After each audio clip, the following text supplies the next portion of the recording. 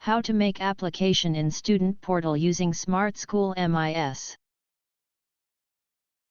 Enter your institute URL.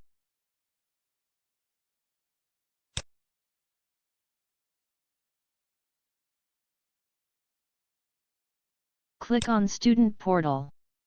Enter Institute ID. Enter Application ID.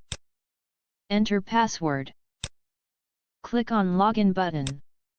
Click on Make Application. Select Academic Year. Select Document Type. Enter Purpose. Click on Apply button. You will get message, application submitted successfully. You can check application here. You can delete application here. Click on Back button.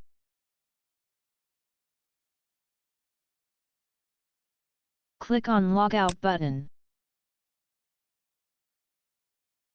Thank you for watching.